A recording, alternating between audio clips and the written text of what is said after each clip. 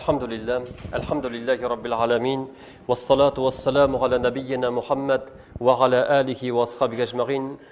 Allahumma inna nas'aluka al-jannata wa ma qarraba ilayha min qawlin aw 'amal, wa na'udhu bika minan nari wa ma qarraba ilayha min qawlin aw 'amal. اللهم أصلح لنا ديننا الذي هو عصمة أمرنا وأصلح لنا آخرتنا التي إليك معادنا واجعل الحياة زيادة لنا في كل خير واجعل الموت راحة لنا من كل شر.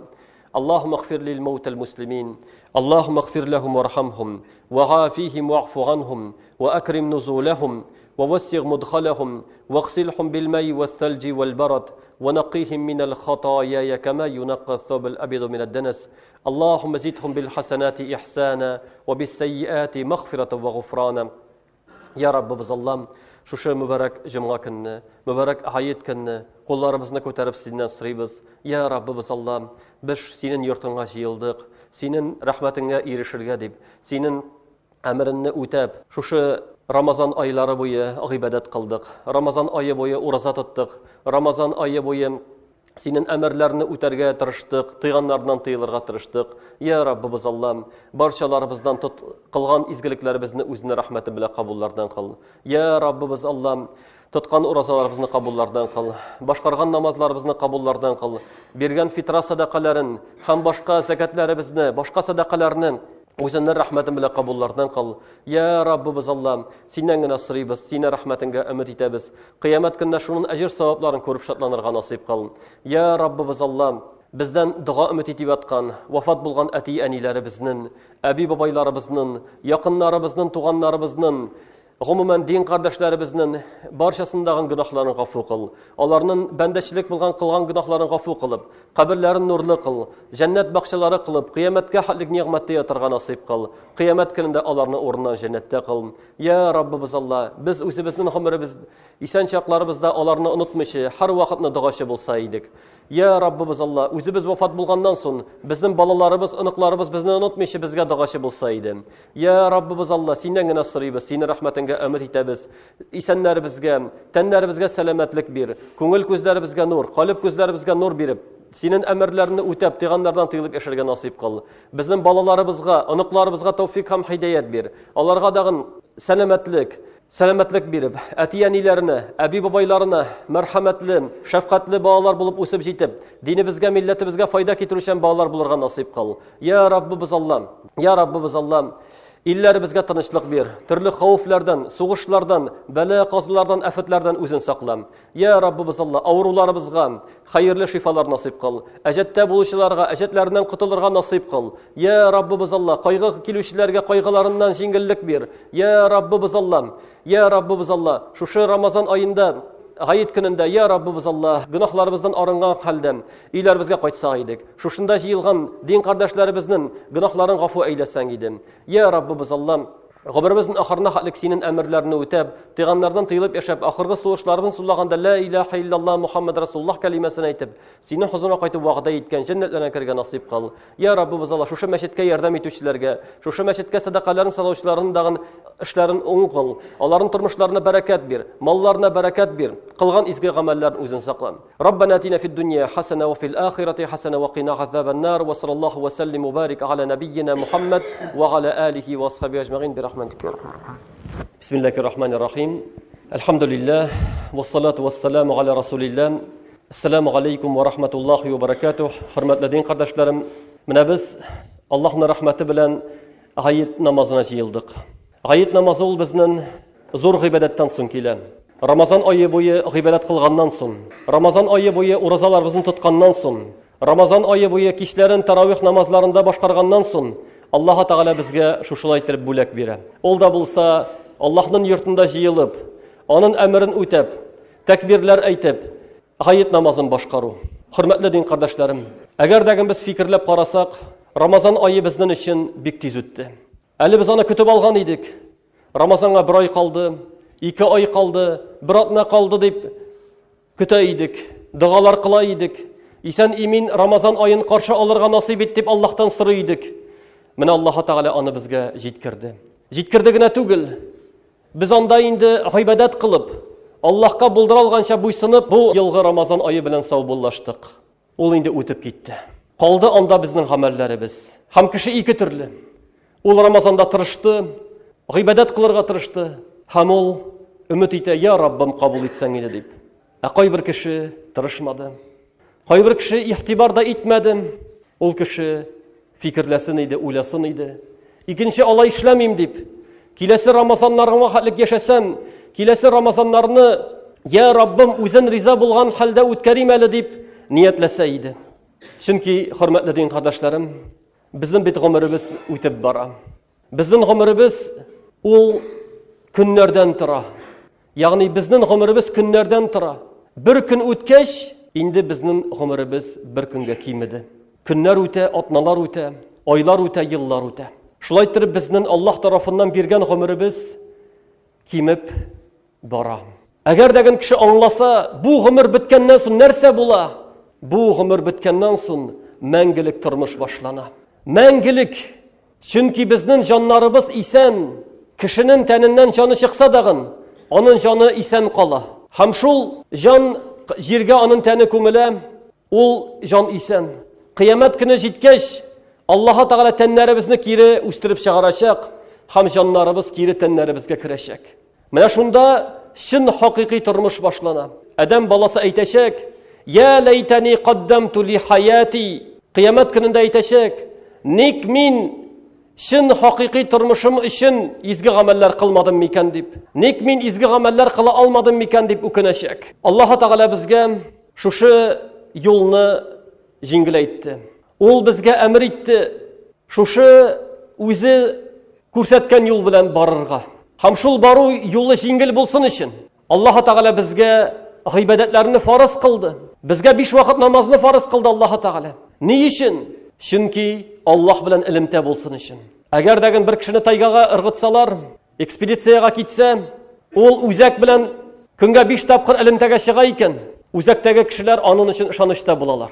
Аның өчен борчылмыйлар. Чөнки бу кеше исән элемтәгә чыга. Әгәр дә элемтәсе өзелсә, инде аның өчен борчыла башлыйлар. Нәкъ шулай ук Аллаһ Тәгалә белән элемтәбез өзелмәсен өчен, һәр вакытны аны истә тотсын өчен Аллаһ Тәгалә безгә 5 вакыт намазны фарыз кылды. Шулай ук аның башка хикмәтләре дә бик күп. Намаз укыган кеше ул Аллаһка бәйле була. Җиренә җиткереп намазын башкарса, Аллаһ Раббыбыз әйтә: "Иннас-салата танха ганил фахшай вал мункар." Хакыйкатьтә намаз кешене бузык һәм фахиш гамәлләрдән саклый дип әйтә. Ләкин җиренә җиткереп башкарган намаз, ниндидер бер тиз генә рәвештә башкарган намаз түгел. Җиренә җиткереп башкарган намаз ул кешене саклый бузык һәм фахиш гамәлләрдән. Чөнки безнең барасы юлыбыз бар. Аның ахырында хисап кыласыбыз бар. Нәтиҗәләр билгеле булачак. Әгәр дәген без шул ахыргы юлда гөнаһлар белән барабыз икән, шушы гөнаһлар өчен җавап бирәсе була. Чөнки җәмәгать Аллаһ каршында җавап бирәсе бар. Шулай ук безнең менә әле генә тоткан уразабыз, Аллаһ Тәгалә аны безгә бирде нәфсебезне тәрбияләр өчен, нәфсебезне тыйырга өйрәнер өчен. Чөнки күп вакытта кеше нәфсен тыя белмәү аркасында гөнаһ кыла. Кеше үзенең нәфсенә хуҗа була алмый. Шул сәбәпле аракы эчә, зина кыла, урлый, талый, башка гөнаһлар кыла. Чөнки аның нәфсе тели, бу әйбер кирәк, бу әйберне телим дип. Шул сәбәпле Аллаһ Тәгалә тыйган әйберне эшли. Әгәр дәген кеше нәфсенә хуҗа була белсә, ул тыйыла. Юк, бу әйберне харам, Аллаһ Тәгалә тыйды, мин аңар кагылмыйм дип. Уразада без халал ризыктан һәм халал ичемлектән тыйылып тордык. Рамазан буе тыйылдык. Ягъни таң атканнан алып кояш баеганчага хәтлек Аллаһ тыйган әйберләрдән тыйылдык. Шулай булгач, була икән бит. Тыйылып була икән.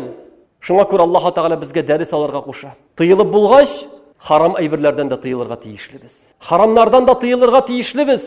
Чөнки әйткәнемчә барасы юл ерак. Барасыбыз бар, һәм баргач җавап бирәсебез бар. Аллаһ Тәгалә бездән сораячак гамәлләребез турында. Дин тоттыкмы, юкмы? Аның әмрен үтәдекме, юкмы? Аллаһ Тәгалә бездән сораячак. Тагы бер мисал итеп әйтәсем килә. Бу дөнья ул имтихан бүлмәсендә без имтихан биргән шикелле. Без бу дөньяда имтихан бүлмәсендә имтихан биргән шикеллебез. Аллаһ бездән сораячак. Аллаһ Раббыбыз бездән сораячак. Без аның хакын үтәдекме, юкмы? Намаз укыдыкмы? Аннан сорау булачак. Чөнки Пәйгамбәрбез әйтте, кыямәт көнендә иң беренче соралган әйбер намаз булачак диде. Кабул булса, башка гамәлләр дәген кабул булачак ди. Ураза тоттыкмы, юкмы? Аллаһ бездән сораячак, без җавап бирәчәкбез. Мөмкинчелегебез булып хаҗ кылдыкмы, юкмы? Аллаһ бездән сораячак, безгә җавап тотасы булачак. Әти-әни безгә изгелек кылдыкмы? Туганнарыбыз белән тату яшәдекме? Күршеләребезгә яхшылык кылдыкмы? Булар бөтенесе дәген сорау булачак. Барысы өчен дәген без җавап бирәчәкбез. Шуңа күрә һәр кеше фикерләсен, һәр кеше уйласын, бу дөньяда һәрберебезнең имтихан тотканыбыз бар. Уку йортларында укыганда. Ләкин бу дөнья имтиханында әгәр дәген син бирә алмасан, куркыныч түгел. Диплом алмаска мөмкинсен. Ләкин күп вакытта барбер куеп чыгаралар. Ләкин Кыямәт көнендә имтиханны уңышлы тоткан кеше Аллаһ Тәгаланы җәннәт белән шатландыра.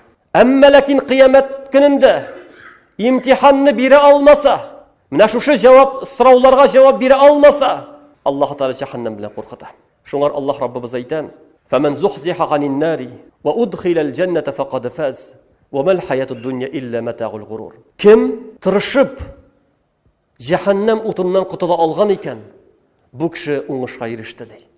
Менә бу кеше уңышка иреште, менә бу кеше бәхетле булды.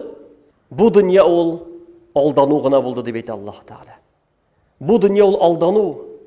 Шуңа күрә 3 көнлек дөньяга алданып, кеше Аллаһның әмерен оныта, Аллаһның әмерен үтәми, тыйганнардан тыелмый. Ләкин бит гомеребез тиз үтә җәмәгать. Кайбер кеше әйтергә мөмкин, мин ышанмыйм дип. Аллаһ Раббыбыз әйтә: "Фадрау хан анфусикумул маут ин кунтум садиқин." Алайса, әгәр дәген сез ышанмасагыз, шикләнсәгез, үзегездән үлемне азат итеп карагыз. Үлми карагыз дип әйтә. Вакыйга сүрәсендә Аллаһ Тәгалә әйтә: "Әгәр дә кешегә үлем сәгате җитсә ди, туганнар янында басырлар, һәм без аларга якынрак, әгәр дә алар белсәләр ди.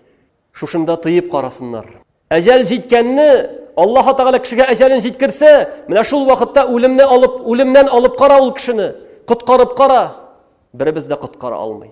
Бүтән җир шарыннан иң көчле, иң уста табибларны җыйсан дагын, алар коткара алмаячаклар. Бу дөньяда иң бай кешеләр дәген үлеп китә. Иң дәрәҗәле кешеләр дәген үлеп китә.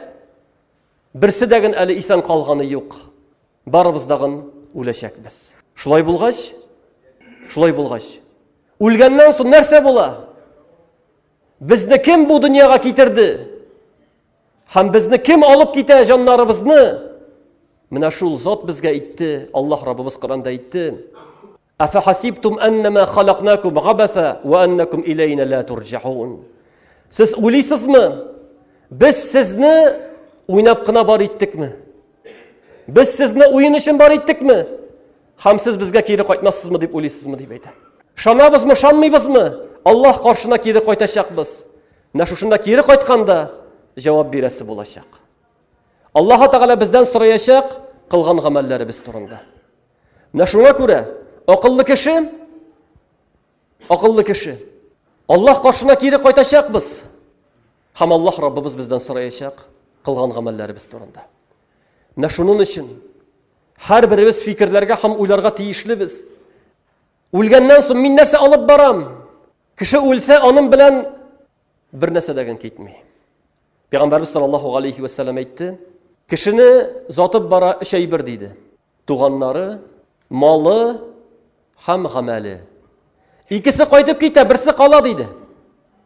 Туганнары кайтып китә, зиратка нинди генә якын кеше булмасын, нинди генә яраткан газиз кешем булмасын, син аны җир астына күмәсен дә кайтып китәсен. Бер нишләй алмыйсың. Шулай тормыш. Син аны җир астына күмәсен һәм кайтып китәсен. Аның малы, ягъни машинасы, машина белән килделәр, әле ул кешенең машинасы булырга мөмкин. Кайтып китә ул дагын. Кала бер әйбер. Ул да булса гамәле. Гамәлләребез кабергә керәчәк. Ләкин нинди гамәлләр ул? Гамәлләр ике төрле. Изге гамәлләр һәм начар, гөнаһлы гамәлләр. Шуңа күрә кабердә үзебез белән нәрсә булуын телибез җәмәгать? Намаз булуын телибезме? Садақалар булуын телибезме? Яки гөнаһ өстенә гөнаһларны булуын телибезме? Har birimiz үзебез сайлыйбыз. Аллаһ Тәгалә гадел. Аллаһ Тәгалә бер-берсендәген көчләми. Аллаһ Тәгалә бөтенебезгә мөмкинчелек бирде. Фикерләргә акыл бирде. Тәнебезгә сәламәтлек бирде. Шулай булгач, һәр кеше үзе сайлый. Һәр кеше үзе сайлый. Нәрсәне ул үзе белән алып бара. Һәм иң зур байлык ул да булса иман. Аллаһны тану, аны ярату, аның фәрештәләренә ышану, пәйгамбәрләренә ышану, китапларына ышану, кыямәт көне булуына ышану, тәкъдирнең яхшысы һәм яманы Аллаһтан булуына ышану. Менә бу иман иң улуг гамәл. Һәм шуңар өстәлә безнең изге гамәлләр. Шуның өчен, хөрмәтле дин кардәшләрем, менә гаеткә килгән кеше фикерләсен һәм уйласын. Гаеткә килгән кеше, без динебездә ике зур бәйет. Еллык гает икәү. Ләкин бар безнең атналык гает. Атналык гаетебез бар. Ул да булса җомга көн. Менә бүген җомга көн. Сәгать 12-дә җомга намазы булачак. Икесенә дә Аллаһ Тәгалә чакыра. Менә без бүген мәшәалла мәчетләребез тулды, әлхәмдүлилләh. Я Раббым Аллаһ, җомга намазларында да шулай итеп мәчетләр тулса иде. Атналык гаетләрдә дә мәчетләр шулай тулса иде. Чөнки без гаеттә дә 2 рикагать намаз укып сәҗдә кылабыз. Җомга намазында да 2 рикагать намаз укып сәҗдә кылабыз җәмәгать. Артык намаз түгел. 2 рикагать. Ягъни нинди гызырыбыз? Гает намазына киләбез, җомга намазына килмибез. Һәр кеше үзе фикерләсен. Икесен дә Аллаһ Тәгалә чакыра, һәм җомга намазы гает намазыннан өстенрәк тәген булып тора. Шуңа күрә, хөрмәтле дин кардәшләрем, менә шулай әйтәсе килгән сүзләрем барчаларыбыздан Аллаһ Субханаһу ва Тәгалә тоткан уразаларыбызны кабуллардан кылсын. Һәм киләсе Рамазан айларындагы исәнлектә, иминлектә каршы алырга насыйп кылсын.